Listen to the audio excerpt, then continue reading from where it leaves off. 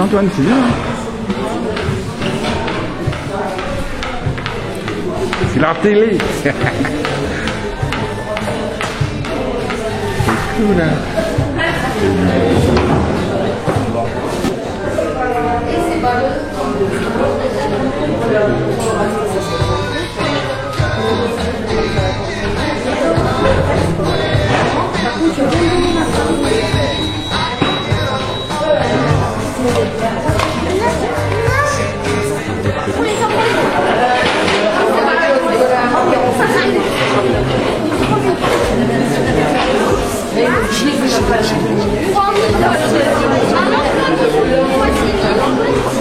Super professionnel. Super. Non, ça va, c'est déjà grand.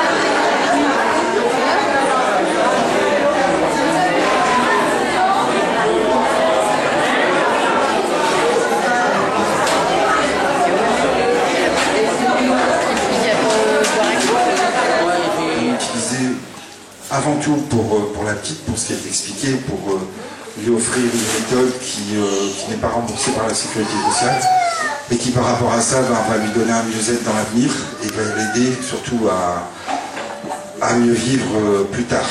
Et par la suite, on voudra continuer cette action pour Célia, aussi pour d'autres enfants, pour leur donner accès à ces méthodes. Alors tout ce que vous faites aujourd'hui, ça nous aide énormément, ça nous projette vers l'avenir et d'autres enfants en profiteront par la suite. Merci.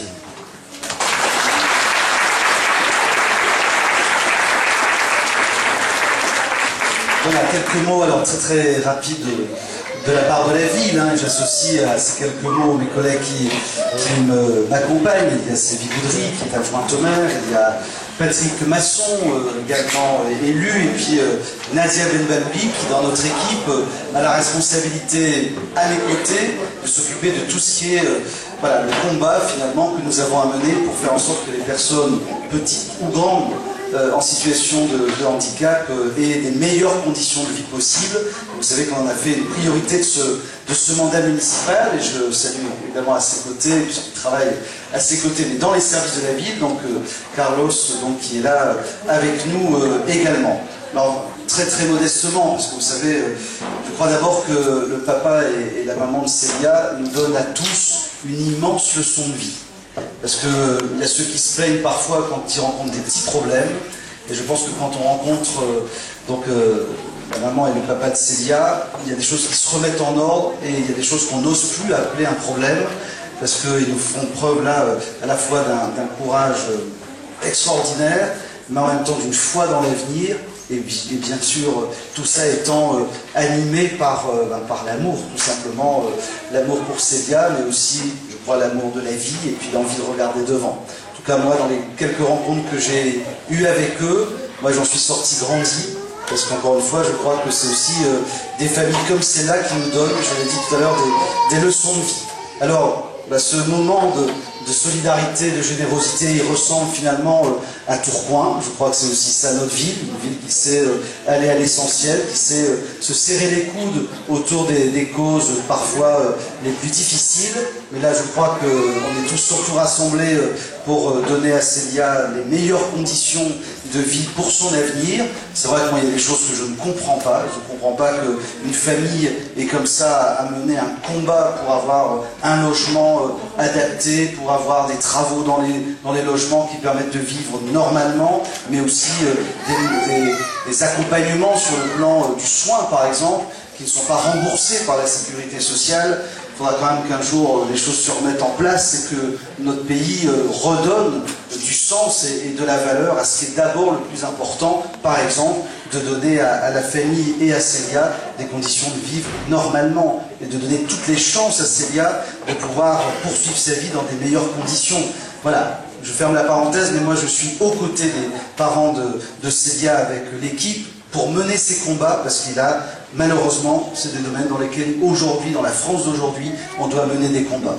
Voilà, et puis je vais dire aussi un mot, parce que on va cet après-midi finalement associer un moment de plaisir, parce que la vie c'est aussi ça, un moment où on va jouer, enfin vous allez jouer, moi je m'excuse, je ne pourrai pas rester parce qu'il y a beaucoup de manifestations cet après-midi à Tourcoing, mais en tout cas un moment de jeu, un moment de plaisir, un moment où on n'est pas tout seul devant sa télévision, si j'ose dire, isolé et chacun chez soi, mais on va partager, vous allez partager un moment et en même temps pour une cause exceptionnelle de solidarité et générosité. Voilà, c'est ça le Tourcoing qu'on aime, c'est ça le Tourcoing auquel nous sommes fondamentalement attachés, mais c'est aussi le Tourcoing que vous faites. Et voilà, pour ça je crois qu'on doit aussi vous dire un immense merci. Vous savez, aujourd'hui, on est à Tourcoing autour de Célia, et puis on sait qu'à l'autre bout du monde, il y a d'autres drames incroyables de violence et de vraies catastrophes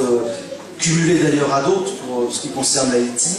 Et bien, hier, des associations de Tourcoing, des bénévoles de Tourcoing, des Tourquenois, tout simplement, ont décidé de lancer un grand défi, 1 euro pour un Tourquenois, pour rassembler une somme au moins de 100 000 euros pour Haïti. Mais c'est la même chose quand on fait ici, cet après-midi, ce geste pour Célia, alors que ce soit à l'autre bout du monde ou que ce soit juste à côté de chez nous, ben soyons exemplaires dans la manière de faire vivre la fraternité. Voilà, c'est ça le message de la ville, mais c'est ça surtout le message à la fois des organisateurs de cet après-midi. Et encore une fois, je crois qu'on a envie de se taire et de dire respect pour les parents de Célia, parce que c'est eux qui nous donnent encore une fois des grandes leçons. Alors, soyez heureux cet après-midi de partager ce moment, et puis surtout, voilà, on a une intense pensée pour Célia, on la voit là sur ses photos, on la voit aussi parmi nous. Voilà, c'est la même petite fille qui a envie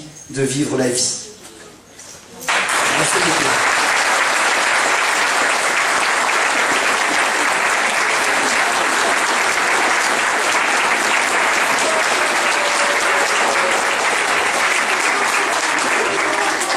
Voilà, donc promis, dans 5 petites minutes, on commence.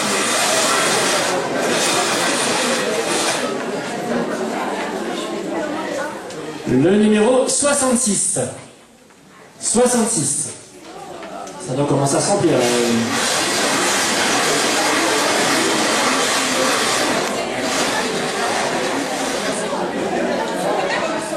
Le numéro 9. Monsieur 9. Monsieur le 9, bien sûr.